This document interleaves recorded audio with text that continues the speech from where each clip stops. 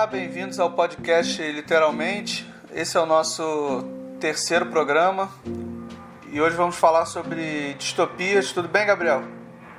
Tudo bem, Rafael? Tudo certo. Hoje você trouxe o Nós, do Zamyatin, né? Isso, a primeira distopia da história da literatura mundial. Exato. E eu vou falar sobre o Fahrenheit 451. Eu começo Ótimo, logo? então. Pode começar, à vontade. Tá, vou falar sobre o Fahrenheit porque depois do seu livro acho que a gente tem mais assunto para debater também, então. Bom, Acho que os dois têm bastante coisa. o Fahrenheit é uma distopia escrita em 1953 pelo Ray Bradbury, um autor americano. E ele conta a história de uma sociedade em que as pessoas não são proibidas de ler, o ato da leitura é proibido e os bombeiros existem para queimar os livros. O personagem principal é o bombeiro Guy Montag e ele vive com a esposa dele, que é uma mulher completamente alienada. A sociedade do Fahrenheit 451 é alienada, passa o dia vendo reality show, essas coisas. E muito isso baseado na proibição da leitura, que as pessoas vão perdendo vocabulário e uma série de coisas. Você já leu o Fahrenheit também, né, Gabriel? Já li também. E o que você achou? Bem, eu concordo, realmente tem um personagem que é a esposa do Montag, né, que é o personagem principal, que ela fica o dia inteiro vendo reality show, não lê nada, não se interessa por nada. E realmente lembra bastante os tempos que nós estamos vivendo atualmente, né? Desvalorização do conhecimento da leitura. Né? Exatamente. As pessoas falam com orgulho que nunca leram nada, que é uma coisa estranha até. Eu estava vendo uma estatística semana passada, parece que no Brasil, a cada ano, a população não chega a ler nem a 2 livros por ano. E o problema é que a gente está muito atrás dos nossos vizinhos, né, Rafael? Uruguai, Argentina. É que a gente está atrás da Islândia, né? Exatamente. Você vai na Argentina até pela quantidade de livrarias mesmo, que no Brasil elas estão entrando em extinção. É um número bem maior assim na rua. O acesso aos livros também acaba sendo bem mais fácil. Mas enfim, a história do livro é essa. E no livro tem personagens que... tem aquele trecho da senhora que encontra a biblioteca dela, com ela lá dentro, e ela comete como se fosse um atentado contra si mesma, né? Ela taca fogo no seu corpo, nos livros, e é essa cena que transforma um pouco o Montag, né? Que ele passa a se conscientizar mais de que ler pode ser que não seja algo tão ruim. E somado a isso, a relação dele com a vizinha, né? Aquela menina que funciona meio que como uma revolucionária, né? No livro. A própria família dela, que tem lá a biblioteca deles, depois eles somem e aquilo transforma um pouco o Montag. Né, Rafael, como em toda distopia, o herói principal aí, que no caso é o Montag, ele vai aos poucos se percebendo da realidade sombria que ele está vivendo.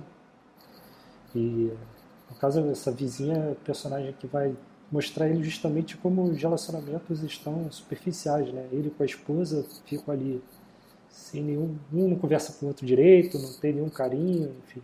É um relacionamento bem estranho. Assim. Aquela parte do livro que ele questiona a esposa sobre o momento que eles se conheceram, que ela enrola e acaba que não responde, então... Nenhum dos dois sabe, né? Nenhum dos dois sabe. Então mostra que o relacionamento não tem nem presença nem memória, né? Porque nem presente nem memória, né? Porque eles não conseguem lembrar, tipo, talvez o primeiro momento ali da vida deles. Mas é isso, no fim... Agora, deixa eu fazer uma pergunta. Sim. Cara. Você sabe que o Romeu do Romeu e Julieta é Romeu Montag, né? Você acha bem que lembrado. Tem alguma coisa Eu a não ver com sei o nosso Montag? Não sei, não tem muita relação com Romeu e Julieta, né? Não, até porque não tem ninguém querendo se matar. E até porque ele Por não se ninguém, mataria né? por causa Por da amor. esposa também, né? O personagem principal. Talvez por conta da vizinha, né? Mas não Que era sei. um relacionamento proibido, né? Já que a família dela lia e ele tinha que queimar livros, mas não sei. Se o autor pensou nisso, Mas fica essa questão então aí para os nossos milhões de ouvintes. sim. E no fim a referência à Grécia Antiga, né? Que a questão da oralidade, que a palavra era passada onde ele chega lá naquela colônia com que as pessoas são os livros, né? Eles têm que tratar da memória, né? Eles decoram os livros, já que não pode ter nada impresso, então fulano é Ulisses, fulano Eu fico com pena da pessoa que tinha que decorar Guerra e Paz, e todinho, Ulisses, palavra por palavra. Ulisses também, né? Ulisses ainda não faz nem sentido, né? 900 páginas seria um sentido. Tem aquele outro livro do Joyce também, o Finnegan's Wake. É, Quero ver decorar esse. Eu acho que podia ser. Eu seria o volume 1, você o volume 2, eu outro volume 3, vai separa por capítulo, sei lá, né? Dá um jeito aí. Mais uma coisa do Fahrenheit é um pouco da atualidade do tema, né? Se você trouxer para o Brasil de hoje, é um livro baseado em fake news. Não o Brasil de hoje, né? Mas o Brasil talvez de 30 anos para cá, em que... Mas não mudou muito, não. Não mudou muito, né? Um livro baseado em fake news, de que os bombeiros sempre tacaram fogo nas coisas, em que as pessoas votam no candidato porque ele é bonito e fala bem, e não vai votar no outro porque ele é baixinho e gordinho. Então, se você pegar a eleição de 89, a eleição de 2018, juntar tudo, você chega num denominador comum aí da história do Brasil com as referências do Bradbury. É verdade. Pensando na eleição de 89, que o Collor vinha com jet ski, lembra disso? Aham. Aí ele falava, aqui no Brasil é difícil comprar jet ski, mas no meu governo vai ser fácil. Qualquer coisa assim, tipo, bem aleatória, assim, só pra mostrar ele no jet ski. Era bem tosco, velho. É isso. Tem umas curiosidades do Bradbury. Quando ele escreveu o livro, ele escreveu nos porões lá de uma universidade, acho que da Califórnia, e ele precisava pagar por hora de uso da máquina, e ele não tinha muito dinheiro sobrando na época, então ele digitava o mais rápido possível. E outra coisa também é o título do livro, Fahrenheit 451, é a temperatura que o papel pega fogo. Ele, para confirmar isso, ligou para o departamento de química de 2 universidades americanas e ninguém sabia responder exatamente. Aí falaram com ele, não, liga para os bombeiros. Aí ele ligou para os bombeiros e um quartel de bombeiros lá que atendeu ele falou, não, a temperatura que o papel pega fogo é 451 graus Fahrenheit, o que dá mais ou menos 232 graus Celsius. E ele nunca confirmou essa informação, mas virou o título do livro e até hoje. Então pode ser que eu também nunca confirmei. Você nunca testou, não? Nunca testei, olha que eu já fiz química, hein? Já fiz 1 ano de engenharia química, mas acabei desistindo. Próxima vez que eu for fazer, sei lá, uma torta lá em casa, eu vou botar 232 graus e vou ver o que acontece. Vê se o papel pega fogo. Bem, Rafael, falando agora do Nós, que foi escrito pelo Yevgeny Zamyatin entre os anos de 1920 e 21. Yevgeny, famoso Eugênio, né? Só que com o russo, né? Com vários com ar de... caracteres esquisitos. Mas, bem, o livro também é uma distopia, né? Quem narra o livro é um personagem D503, né? Os personagens, eles têm esse número, né? Eles não têm nomes. E nesse mundo, Rafael, existe um estado único que controla tudo, da vida das pessoas praticamente toda. Esse narrador, ele conta que existe uma coisa chamada Tábua de Horas, que é um grande calendário, né? Então, assim, tá lá escrito, meio-dia é hora de almoçar, e todo mundo, o país inteiro vai almoçar junto. Agora é hora de fazer exercício, aí todo mundo sai junto, marchando pelas ruas, com uma imensa parada militar chinesa, né? Todo mundo ao mesmo tempo, milhões de pessoas. Ouvindo o hino da pátria? Ouvindo o hino da pátria. Como toda distopia, como a gente já narrou, ele começa super ufanista, né? Parece até que ele, sei lá, escreveu o hino da independência aqui no Brasil, né? Enfim, aos poucos ele vai percebendo que essa realidade é mesmo sombria e opressora. Só que, por exemplo, ao contrário do próprio Fahrenheit, ou do 1984, ele aqui no Nós, né, o D503, ele fica o tempo todo relutante, né, ele nunca abraça a oposição também. Ele sempre fica, mas será que é isso mesmo? Será que não é? Será que o governo tem razão? Não tem? Então ele fica sempre nessa dúvida aí até o final. Isso que eu acho que é o mais diferente aí do caso desse livro. Seria ele a Marina Silva das distopias, ô Gabriel? Pode ser. Nem de esquerda nem de direita, muito pelo contrário. Agora a gente tem, né? Uma nem de esquerda nem de direita, que na verdade é de direita, né? Porque quem vota na reforma da Previdência é de direita. Não tem como escapar disso, não. Exatamente. E, enfim, na história do livro, Rafael, esse D503, a vida dele muda, né? Quando ele conhece essa outra personagem, a 330, e ele também fica nessa relação dúbia com essa moça, né? Que fica, será que eu amo ela? Será que eu odeio ela? Ele também nunca descobre quais são os verdadeiros sentimentos, né? Uma coisa meio Ross and Rachel, assim, do Friends. Não vejo Friends. Você não vê que acabou, né? Tem uns 15 anos já que você acabou. Não, também nunca vi. Só vejo novela. Tá vendo? Depois você diz que quem vê as coisas sou eu. Mas eu vejo novela. Você vê novela? Não vejo novela. Eu vejo novela. Mas aí, a única coisa que tem aí em Portugal? Novela? É. Aqui tem a Globo Novelas, né? Que é uma espécie de Viva, que só passa novela antiga. Eles passam uma novela dos anos 80, uma dos anos 90, uma dos anos 2000 e outra dos anos 10 agora. Então, é o dia inteiro. E alguma temporada de Malhação. Maravilha. Malhação, maravilhoso, né? Tem o Cabeção, o Mocotó, qual a temporada que agora, tá passando? Agora já... Até o Cabeção já saiu, porque já... Eles começaram lá atrás, mas agora já tá passando, acho que é de 2007. Eu já nem conheço ninguém. Eu acho que eu devo ter parado de ver Malhação em 2002, 2003. Então agora já tá uma galera mais nova que eu não conheço. Que beleza. Deixa eu te perguntar uma coisa. Tu falou que o nome da personagem é I-330? I-330. Aqui é E-330. Será que é porque a minha tradução é do inglês? Deve ser, Rafael, porque alfabeto cirílico, né? Tem lá a letrinha que tem som de I, e aí quando passa direto do russo para o português, a gente traduz para I mesmo, né? Mas os ingleses, a letra que tem som de I é o E, né? Faz sentido.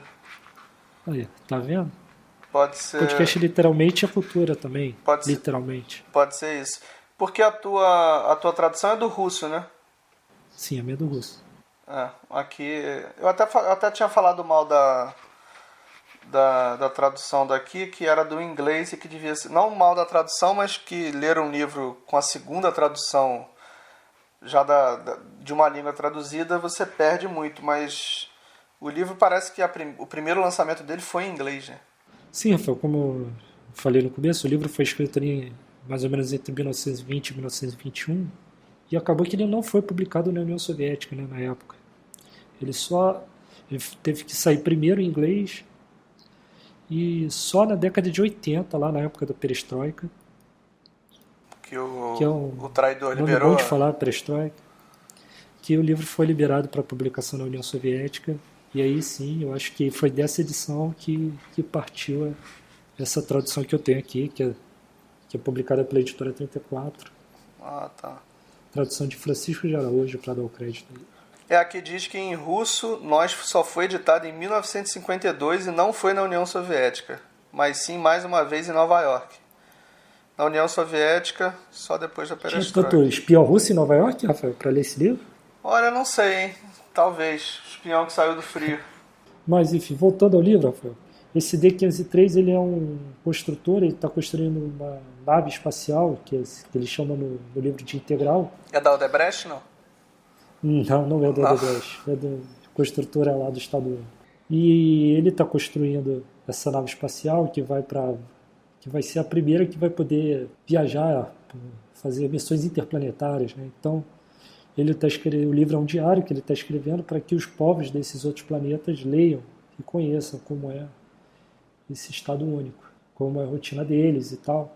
e como eles são muito mais evoluídos do que qualquer outra civilização que já existiu. O personagem ele questiona o tempo inteiro como que as pessoas conseguiam viver sem essa com liberdade, né? Porque ele diz É, que é exatamente isso, né? Que tem aquilo que eu falei no começo, né? Dos horários todos planejadinhos, e eles têm 2 horas livres todo dia, né? E aí ele fica sem saber meio o que fazer, o que eu faço nessas 2 horas livres, né? Ele fica querendo mais coisas, só que conforme ele vai amadurecendo durante o livro, né, ele vai percebendo que não, né, que também é possível existir liberdade, que nem tudo precisa ser cronometrado. Agora, Rafael, a sorte é que lá tudo é organizado, né? Se fosse aqui no Rio, essa coisa de horário fixo não ia dar nada certo, né? Imagina você ter que chegar na Barra da Tijuca às 5 horas da tarde. só se tivesse carro voador, né? Mas não é o É, caso. todo mundo ia ser. Não, se existisse carro voador, ia ter um engarrafamento de carros voadores também. Impressionante, a Barra da Tijuca, para onde tu vai, tem um engarrafamento, tem um trânsito parado, todo mundo ia ser multado, todo mundo ia ser punido pelo Estado. O bom de distopia é isso, né, o Gabriel, que o autor ele sempre trabalha a longo prazo, né? Ele, em algum momento aquilo vai acontecer ou você vai poder associar de alguma forma. O personagem do Nós, ele sempre questiona essa liberdade, essa liberdade que as pessoas tinham e que o bom é viver regrado. E se você for ver hoje, essa liberdade existe, porém as pessoas vão de casa para o trabalho para não sei aonde, do trabalho para casa, passa 2 horas em ônibus, em carro, em metrô, e elas têm a liberdade, mas também não podem usar boa parte do tempo que elas teriam livre. Sim, né? Eu acho que esse narrador é uma espécie de Alexandre Pires, Rafael, que fica se perguntando o tempo todo: o que eu vou fazer com essa tal liberdade? Boa.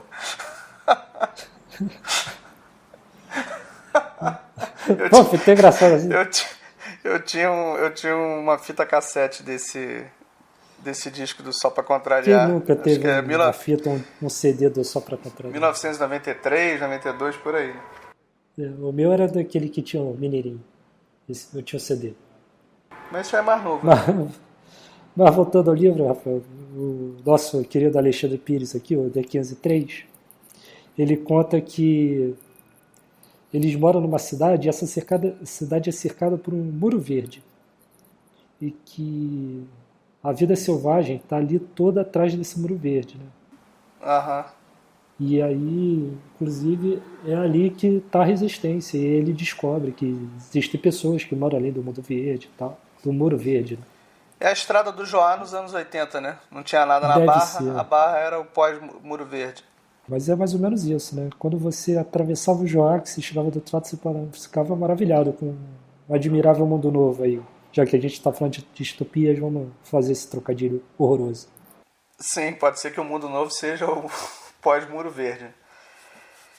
E você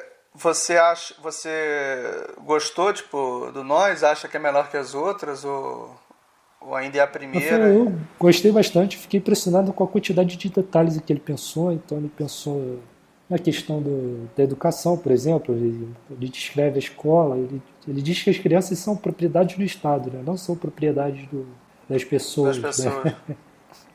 Então, assim, as crianças ficam lá nas escolas o dia inteiro, aprendem com professores que são robôs. E, enfim, você vê que tem educação aí, né? Sim, Você, tanto você vê que a até na educação é distopia tem citada educação. tanto no Fahrenheit como nessa. E ele também fala do negócio engraçado que seria uma humanocultura, né? Assim como a gente hoje cria gado, cria galinha, peixe, né? Ele fala nessa questão da criação de seres humanos. E aí as pessoas precisam pedir para o governo para a hora ali do sexo também, né? Tem hora para tudo, então inclusive tem hora para o Tem a hora do sexo, você sexo tem que pedir um bilhetinho lá para o governo para poder para poder transar. fazer. Então é isso, Rafael. É isso que eu tinha para dizer sobre o Nós, do Zamiati. Uma grande leitura aí que vai fazer você pensar bastante no Brasil atual. Boa. Tu já conhecia esse livro ou tu conheceu agora quando foi lançado? Eu não conheci, eu ganhei ele de presente há 2 anos. Eu Mas também não conhecia, não. Passei a conhecer quando eu vi o lançamento aqui no Brasil dele. aqui em Portugal tem uma editora antiga, né, que é a que editou esse livro. Ela tem várias distopias no catálogo dela. Tem o 1984, Admirável Mundo Novo, não só distopia, mas os livros dos autores das distopias. Ela tem um livro aqui que é A Escavação, do Platonov, que também é um autor da União Soviética. Tem um Calocaína, da Karen Bowie, que também é uma distopia. Ela edita vários desses livros. E o Nós, do Zamiatin. Que no caso a editora 34, né, lançou esse livro, e lançou alguns também da época soviética, né, Deixar de Vozes da Revolução, alguma coisa assim. Narrativas da Revolução, desculpa. Ah, boa. Mas a versão que você leu é da Aleph ou é da 34? Não, ele é da 34. Ah, tá. Beleza. E aqui, essa semana da Flip, né? Você vai não, né? Sim. Não vou da Flip. Até porque já não foi, né? Porque hoje é sexta-feira. E a Flip já tá Não, acontecendo. poderia ir no fim de semana, né? O que você achou da escolha do Euclides da Cunha como homenageado? Eu fiquei um pouco surpreso, né? Não é um autor que tem uma obra tão vasta assim, né? Nem é tão lido assim pra... Mas acho que a intenção da homenagem é justamente essa, né? Divulgar. A Flip tem um pouco esse papel, embora eu acho que afasta um pouco... Tudo bem que a Flip não é para criar leitores, mas acaba também distanciando um pouco que é um autor com uma linguagem difícil, é um livro enorme, Os Sertões, e... É porque o Euclides da Cunha é muito rebuscado, né? Tem uma linguagem não é muito popular, né? Bom, é isso. Só lembrando que no podcast número 2, a gente começou fazendo uma referência ao Paulo Henrique Amorim, e 2-3 dias depois a gente descobriu que ele morreu. Só deixar uma homenagem para ele aqui. A gente pode criar a coluna Paulo Henrique Amorim para falar mal do governo. O que você acha, Gabriel? Acho que a gente vai falar muito. Vai ser outro podcast. Sim. A gente faz um depois só para falar mal do governo. Tem bastante coisa para falar mal. E tem um que você propôs, né? Do pior livro que você leu. É um bom tema. Não, mas não é o pior livro que eu li. Sei lá, roubei o Felipe Neto do meu primo pequeno e peguei pra ler. Não, tem que é um falar livro do que você que comprou achando que seria bom. Acho que na verdade é isso, a maior decepção. Você foi lá, comprou, pegou pra ler e achou uma porcaria. Exatamente. Tem uma lista de prêmio Nobel aqui que posso te dar de cabeça, se você quiser. Depois da gente ter pistolado contra o Oscar, né? No episódio passado, a gente pistola contra o Nobel agora. Não, mas o Nobel até... Mas é porque tem uns poetas suecos lá que são difíceis. É a cota sueca lá, né? Tem que ter, né? Faz parte. Tem que ter. Então tá, é isso então. Tem mais alguma coisa pra falar, não? Já não vai falar do livro da semana que vem? Tem o livro da semana que vem. E antes disso, falar que eu captei a dica do podcast, literalmente, de Gabriel Benamor, mais conhecido como você, e comprei o Enervadas. Tá vendo? Da Crisantemo, que a Grande gente livro, falou. Só que vai entregar aí no Brasil, então só daqui a um ano. Pra semana que vem, eu tô lendo um livro da Nérida Pinhon, que não tá aqui do meu lado agora. Eu peguei um Filhos da América, mas não é esse que eu tô lendo. Mas enfim, é um livro da Nérida Pinhon. Acho que é o último dela, que é uma espécie de biografia, pensamentos, alguns pequenos trechos da vida dela. E eu tô no início ainda, li umas 40 páginas, é bem interessante. É ela contando... É uma mistura de diário com algumas referências ao passado. E ela escreve super bem, né? Inclusive, é uma das candidatas brasileiras ao Nobel. Candidata não, porque o Nobel não tem candidato, mas sempre mencionam o nome dela. Quem sabe esse ano, né? O Brasil não ganha o Nobel, né? Esse ano são 2, que não teve ano passado. Vamos ver, né? Mais de 80 que tivemos até agora não ganhou, né? 2 também não pode fazer nenhuma diferença. É. Mas Não, mais de 80 não, mais de 100, né? já são mais de 100, né? Acho que é 1902 mesmo. Bom, Vamos aqui, o Google sabe, né? Vamos procurar aqui. Primeiro prêmio Nobel. Acho que eu chutaria 1903, 1902. Foi 1901. 1901. E quem Isso. foi que ganhou? Foi um francês chamado Sully Prudhomme. Ah. Lembra aquele goleiro da Bélgica, né? Prudhomme? É quase lá. Sim. Michel Prudhomme. A Copa de 94, Esse 90, mesmo. 86. Jogou umas 50 Copas também. 90 não, que acho que a Bélgica não foi, mas 86 ele tava. Tem o Prudhomme também, que o Karl Marx fez um livro em homenagem a ele só pra falar: você fez errado, amigo. Ele pega vários trechos de um livro do... Mas aí é Prudhomme, né? Não é... Enfim. Não sei que eu não conheço essa... O Marx tem um livro que é Miséria da Filosofia. Ele pega um livro de um filósofo francês lá da década do século XIX e ele pega vários trechos do livro do cara e rebate. Você vê, né? O cidadão perdeu uma manhã, um ano inteiro, sei lá, que ele passa escrevendo o livro para rebater o livro de outro cara. Eu fico preocupado com o casamento de Karl Marx. Não devia ser muito agitado, não. Não, com certeza não. Tinha muito tempo livre. Que bom, né? Pelo menos ele fez coisas boas. Mas, enfim. Eu vou falar, Rafael, do Garotas Mortas, livro da escritora argentina Selva Almada. E nesse livro, ela é uma escritora de ficção, né? Mas esse livro é de não ficção.